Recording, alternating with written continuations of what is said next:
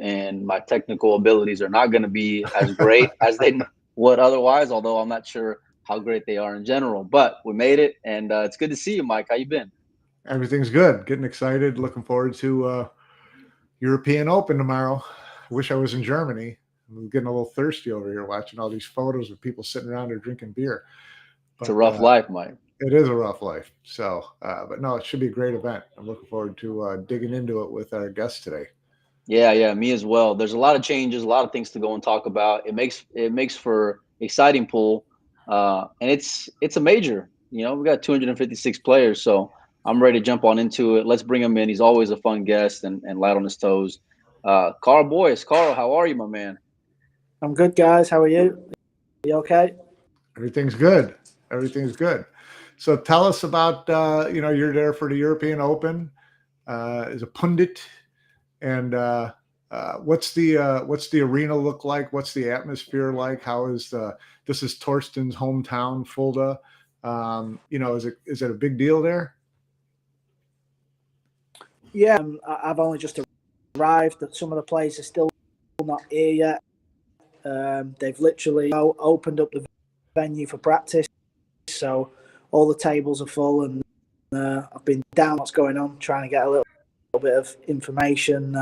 I did see Torsten, obviously, probably going to be stoked this week to go, to go deep. So it's good fun like this in his hometown. So yeah, it's all looking good.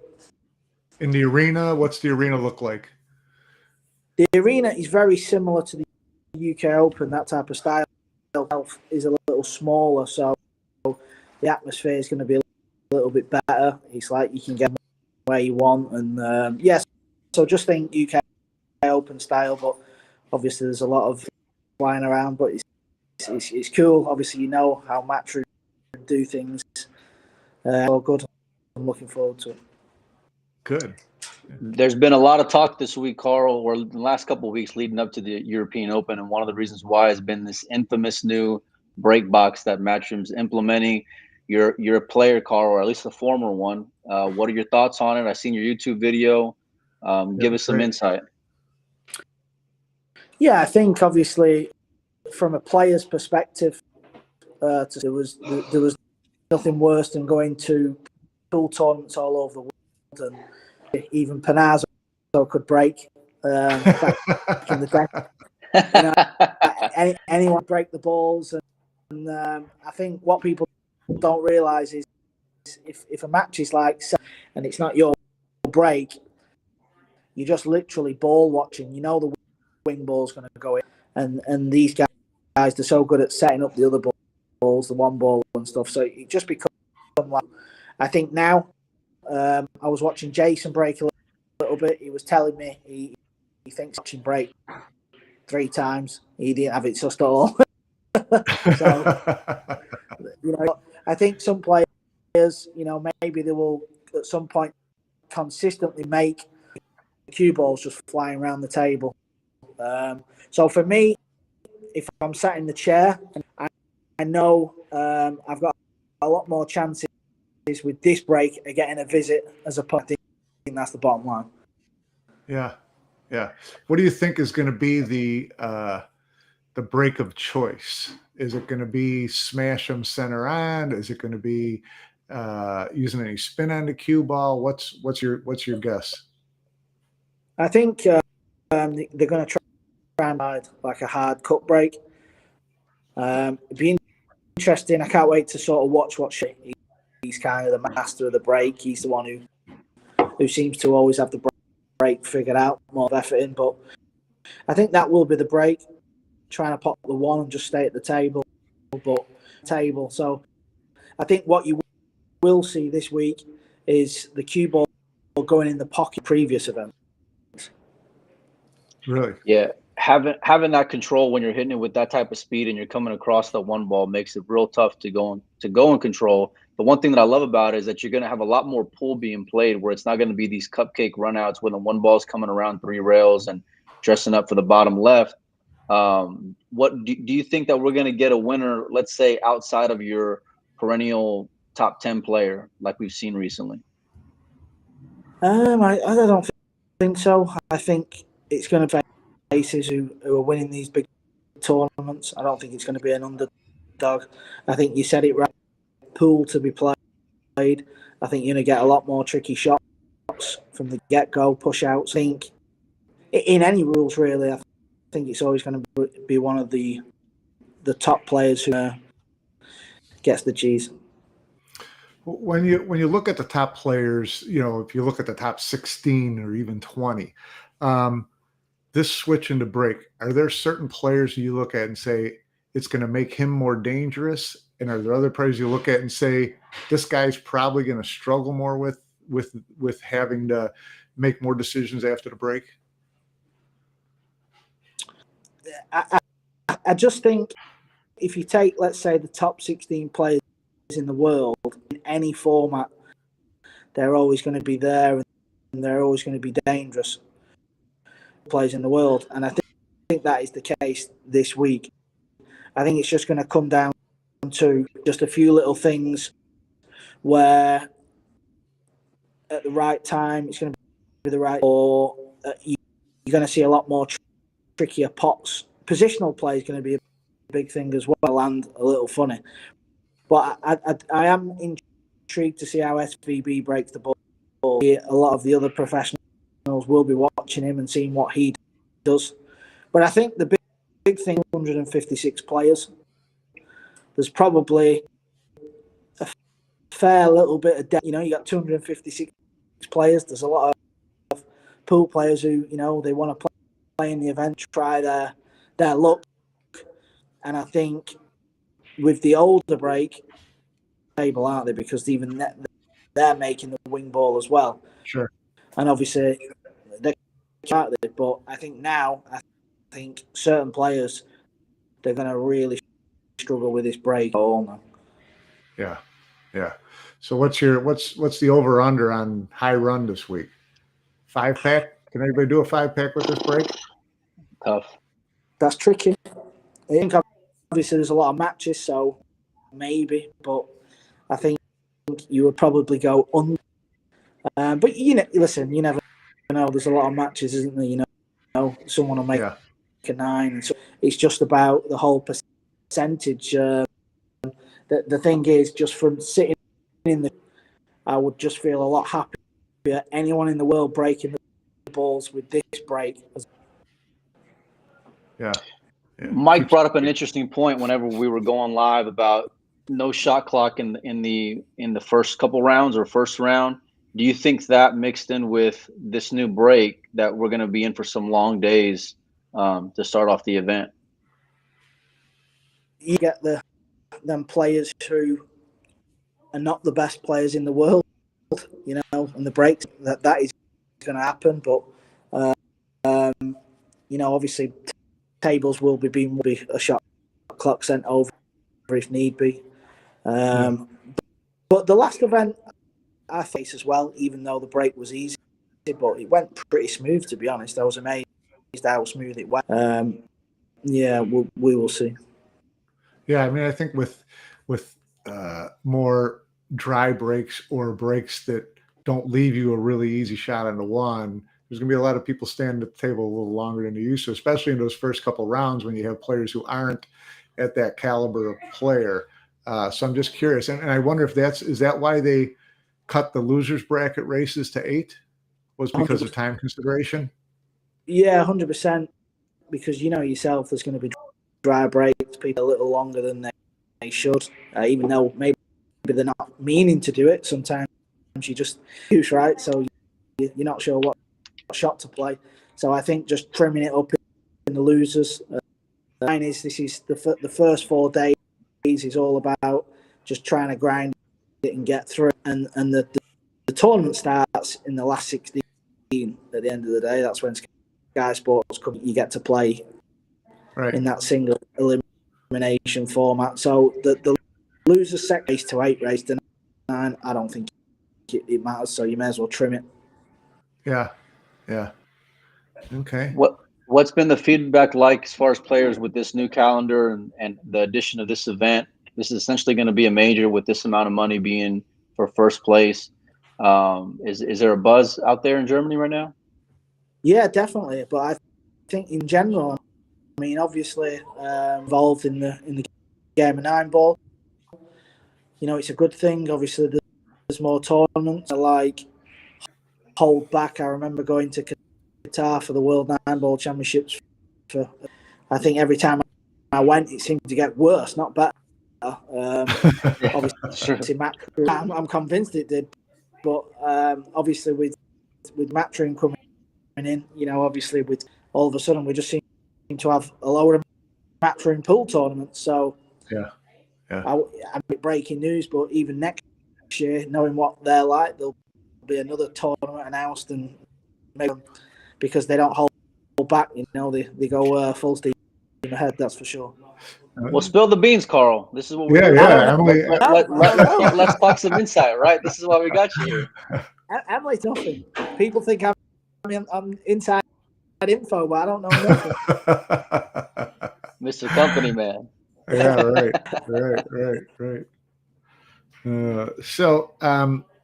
And also there's a lot at stake here. I mean, the big majors that are left are this and the U.S. Open. As far as if you want to make a major move as a European player into that Mosconi Cup picture, these are two tournaments where you can make big jumps, right? The European Open and the U.S. Open.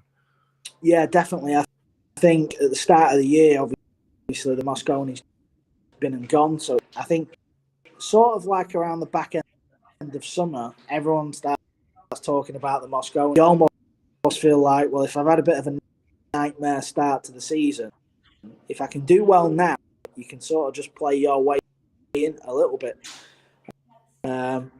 Obviously, like an unbelievable season. He seems to be there or thereabouts, winning everything. Interesting time because obviously we know how good the Mosconi Cup is, but not just Europe, because obviously we all know Europe could field a good team. I think USA, it's been good to see quite a few different American players in matchroom events, because once upon a time it was just Shane, really. He was like now there's 5 or 6 of them coming, so I think that's obviously good for Team USA as well. Interesting that you bring that up, because I was looking at the list of U.S. players. Billy Thorpe is not there, and neither is Corey Deuel, but there are 11 American players there. There's Shane, Sky, Abdul Fattah Jama, Rob Hart, Nick DeLeon, Jeff Beckley, Aaron Gonzalez, Michael Yednick, Oscar Dominguez, Tyler Steyer, Shane Wolford. So there's 11 players there. What's the over-under on how many Americans get to the 64? Be honest with us. Get to the 64. I think the Wolford, Dominguez, I think they're good to get there. Tyler Steyer. So I wouldn't be like 5 or 6 getting through to the last 64. I think that would be a fair judgment. I think it's going to be tough. I think there's a lot of Europeans that are maybe no names on paper that can go and play great 9-ball pool, and the Americans are going to be really up against it, especially with traveling all the way over there. I know a few of those guys I agree with, but a few I think are just going to be knocked out pretty early, just from an odds perspective. It's going to be it's going to be difficult. You mentioned, what's that? Name some names. Well, I can be a little biased. I'm with you. I think Wolford and Oscar are going to be able to go deep. Obviously, Shane's just Shane. He's always going to be intimidating no matter who it is that he's playing. Nick's got a bit of a puncher's chance, the same as Tyler, I think. But like, Europe is really deep. I've watched a lot of Euro tours and seen guys that are make it to, let's say, a final 32 where I haven't seen before, and that's not even including like the Vogue names that we've been seeing this past weekend out there go deep and are continuing to be monsters. So I think the format will lend itself to more pool being played, but with all those factors in mind, I don't know. Like, if you're going to go and tell me pick some of the lower ranked American players or pick a no-name European, I'm going to go with a no-name European all day long. Yeah. No, I know what you mean. I think the good thing, just going back to the break though, you're never going to feel relaxed out there. Yeah, right. I mean, if you go 3 or 4 racks up, but on the spot, it just lends itself for players to run serious packages. Are just there. This is a little bit different, and I think if you're having a bit of a nightmare in a week and you're struggling, I think this break could really expose that. Yeah. Do you think that, I mean, we'll know more after the event, but do you think this will end up being the break that Matchroom ends up settling with when it comes to, what the professional tour is going to be like? Yeah, maybe. I mean, obviously the players, you speak to any player that's even just been down in the arena then, spoke to 3 or 4 players, they're all break, and from being a player at the table, obviously Matchroom have got to look at things, logistics. If this turns in slow in the loser section, might be race to 1 at the next. Who knows? with a shot clock. Yeah, with a shot clock. But obviously things get into the day. But I just like the idea of these two fight. The first 4 days is like one big car crash, just pool playing what's going on, right? And then all of a sudden, come the weekend, it's like a serious bit now. It's on television. It's like this means something, and I kind of like we've got qualifying for the first few days, and then the tournament starts at the weekend. Yeah, sure.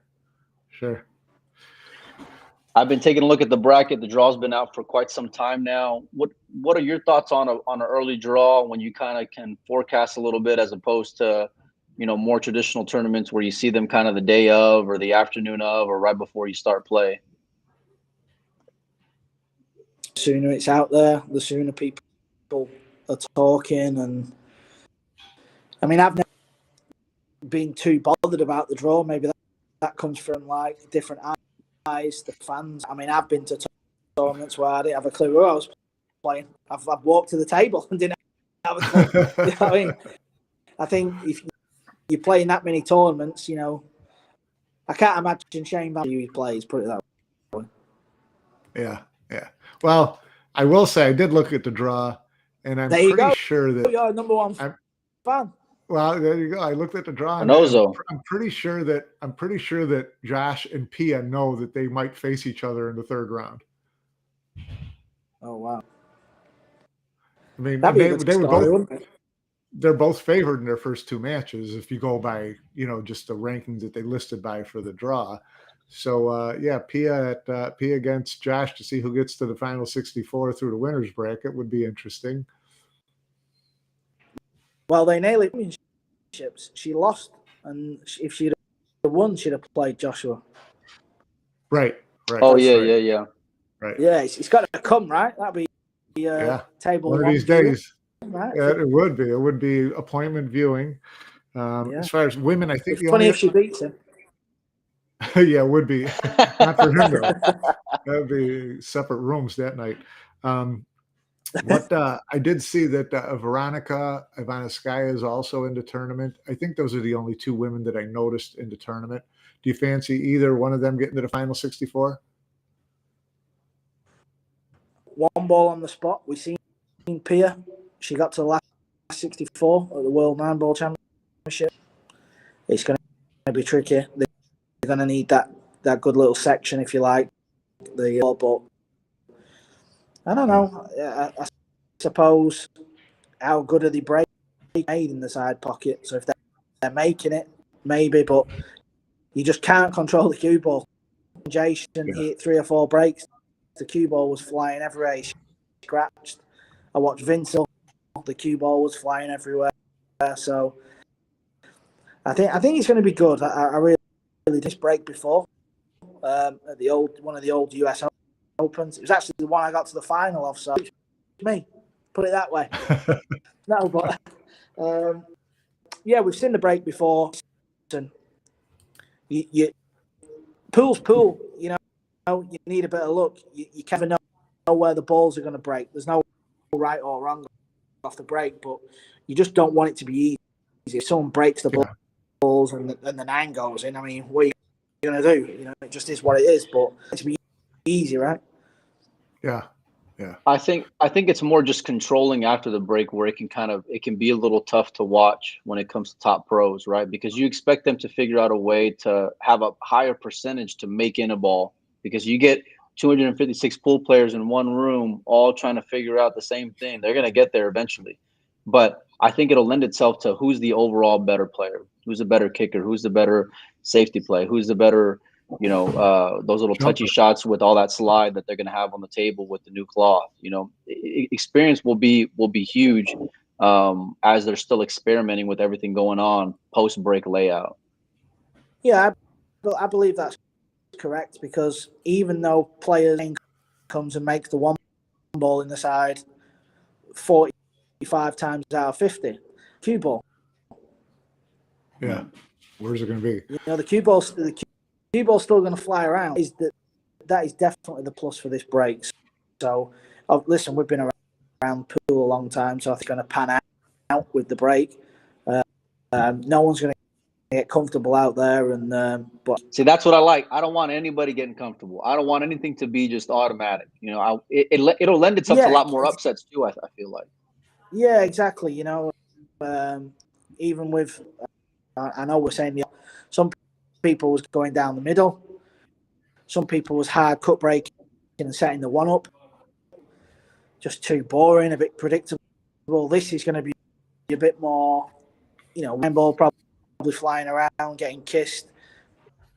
The scratch is definitely on now. No, you might pot the one ball, but you ain't controlling that cue ball.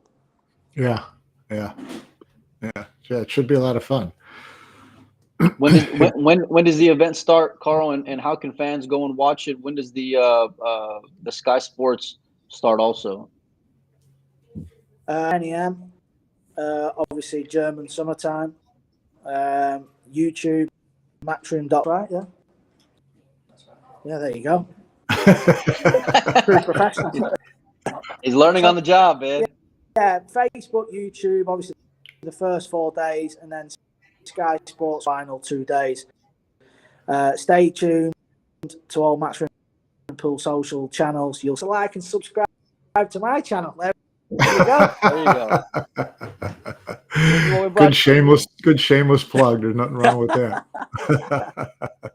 No, but you did. This is what I like. You did a real good job on your YouTube going and explaining that break and how difficult it was, and not just that, but really simplifying how simple the previous break was. Because I think to average fans, they just hear, "Oh, Matchroom's making more changes," and there's no consistency. But the way that you presented it really showed the ease in which all these pros were able just to make that wing ball over and over and over and go and control every little thing. It's unbelievable. Well, what really proved the point was when you showed Emily making the wing ball. Yeah, that was the big one. That's when we knew we had to change it. Yeah. Yeah.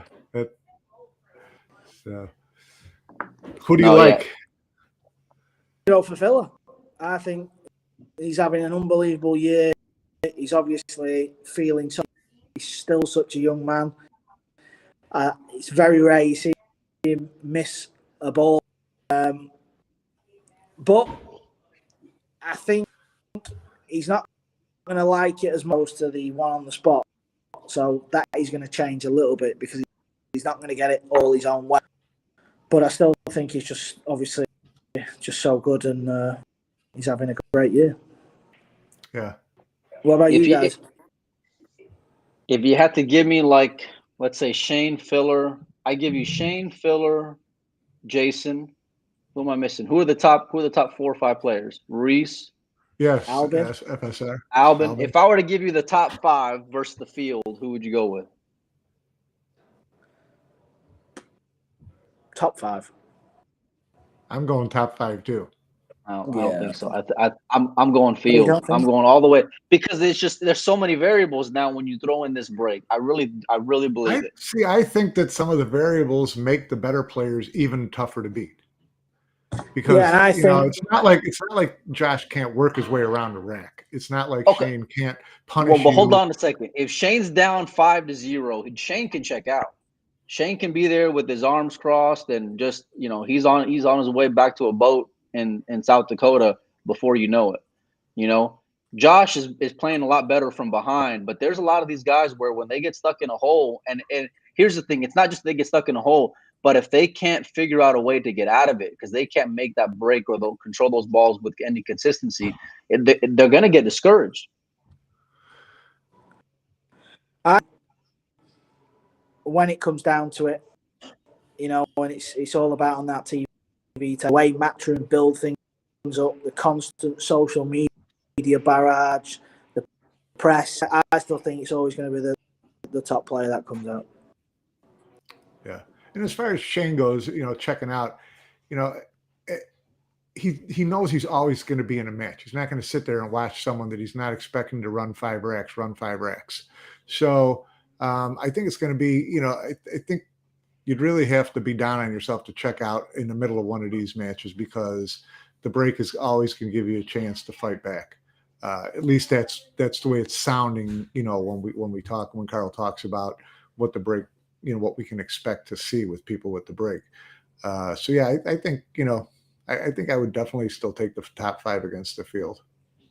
Well, I don't think it'd be the worst bet. I wouldn't be surprised to see somebody like one of the, I'm not going to say old timers, where it's a bit like it's a bit digging and it's a bit like shot by shot. Pool players are good at running the table when they feel good, and but not a lot of them are good where they've played loads of safety shots and it's been like a proper dog. I've seen that with Shane at the World 9 Ball.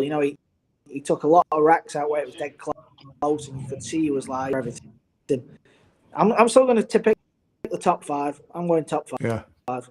Albin's the one that I think out of all of them has the best shot because we saw Albin at the International go and have his success with that cup break. I remember seeing Sky at Derby City have success with cup break. Even to Chris Melling, who, I don't think he's played a whole lot of 9 ball, but he's had his success with the cup break. And I know this one's going to be a little bit different, but hell, even Max a couple of years ago, whenever he made his run in that final against Jason, with that cup break, those are the guys that I would go and lean on that have already had successes. But it's a whole new, like with the environment, the cloth, the balls, and then you throw in that cup break, man, it's going to be like the wild, wild west out there. I think it'll be a lot more upsets than what you would normally see, just like upsets on paper. I think all those guys go into it thinking they can go and win, but like a no name versus a top name. Yeah, I think I've said this before, but I think the players that have just come and they're like okay, I think they've no shot now. 4 or 5 racks against somebody, I don't think they've got they've no hope. All right, so here's what we'll do because we're all going to be in Vegas for the Mosconi. I'll take the field. You boys can have top 5, and loser buys dinners. Top 5. I want to know top 5. Okay. Rob Hart. Yeah. Rob Hart. Ralph Suke, number 1. Okay, you got Jason, Josh, Albin, Shane, and someone give me number 5. FSR. Yeah, FSR. Okay, you guys got the 5. I got the field. And whenever we're out in Vegas, then we'll just bet dinner like that, and I'll gladly go and bet against it. I don't even know if there's going to be enough nights for all the dinners that I'm working up with these bets we've been making for my Mosconi Cup. I'm going to have to stay an extra week. Mike's paying up with milkshakes, Karl, just to let you know. I'm in on that. I'll take that. Let's do it. I'm super excited. You guys can check out Matchroom Pool on Facebook, the YouTube channel as well, to go and sweat it. I'm sure Karl's going to have a ton of content on his YouTube channel over the next week or so with players and all that fun insight that he does. And it's absolutely a joy to watch. Karl, we appreciate you taking time to come out here. Oh, Panozzo's got something for you. I got 5 rapid one word answers for Karl that I've been wanting to I thought I was going to get away with that. No, do it. You're not. Well, I'll start out easy and go with your, favorites. 9 on the spot or 1 on the spot. Go on. 9 on the spot, 1 on the spot. 9. Okay. Winner breaks, alternate breaks. Winner. Jim Leitch, Phil Yates, or Sid Waddell? Wow. I like that one. I've got to say, Phil, yeah, the one I worked with, other than the other two. Okay. JJ, Tough, though. Jeremy Jones, or Alex Laley? It's tough. It's tough. Well, seeing as I'm not Vice, I'll say JJ just to cause a bit of trouble. All right. Darren Appleton ban, justified or too severe? I like it. All Justified. right. Well, it'll make for an I worked interesting up World Cup slowly of to pool some good next year. stuff. Thanks, Karl. You've got to take. Karl, it's been a lot of fun, man. Like I said, thanks a lot for coming on. No worries. Hopefully we'll catch up with you midweek, and then we'll take a look when it gets down to maybe the final 32 or so, or final 16, and we'll see how good your bets are looking in a couple days. See what's happening with this break. Awesome. Well, we'll see you guys soon, and we appreciate everybody for tuning in. Thanks a lot, everyone. Thanks. Cheers, guys. Cheers.